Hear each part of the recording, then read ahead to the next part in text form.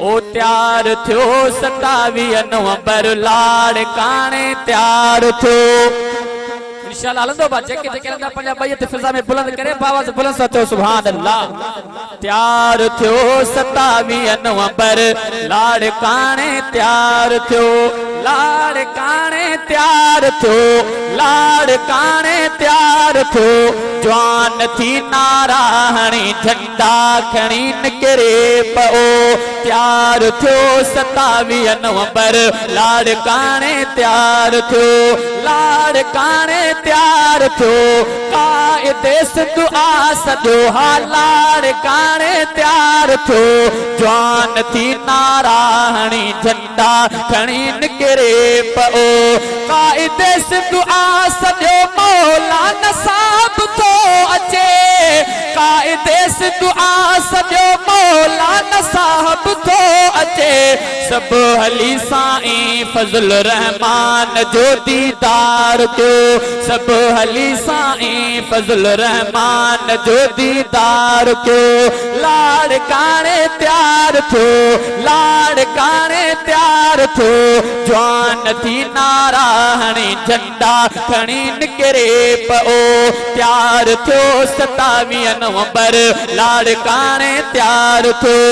मुस्तफा खातम नबी आ ॿियो नहीं तो को नबी मुस्तफा खातम नबी आ ॿियो नहीं तो को नबी आलमन का शान अरबी जो हली सारा बुधो लाड़ काने तैयार थियो लाड़ काने तैयार थियो जवान थी नारा हणी झंडा खणी निकरे पओ ही शहीद इस्लाम जे आ याद में जलसो रखियल ही शहीद इस्लाम जे आ याद में जलसो रखियल उन जे प्यारन फर्जदन जे साथ ले सारा पुजो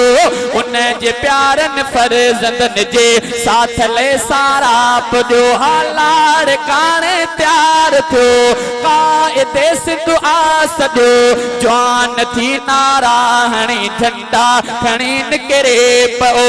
कातिलन के चो वधिया आहियूं असां नाहियूं खुटिया कातिलन के चो वधिया आहियूं असां नाहियूं खुटिया चील के माण्हू कथे ताकत हली ॾेखारियो चील के माण्हू कथे ताकत हली ॾेखारियो लाड़ काने तैयार थियो लाड़ काने तैयार थियो जवान थी नारा हणी झंडा खणी निकरे पओ शाइरी में आए शहज़ादे ॾिनी दावत अदा शाइरी में आए शहज़ादे ॾिनी दावत अदा ऐं वरी हिन शेर खे इज़हार खोले आ पढ़ो ऐं वरी हिन शेर खे इज़हार खोले आ पढ़ो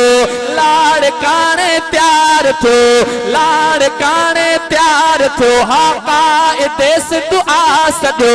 जवान थी नारा हणी झंडा खणी निकरे पओ तैयार थियो 27 नवंबर लाड़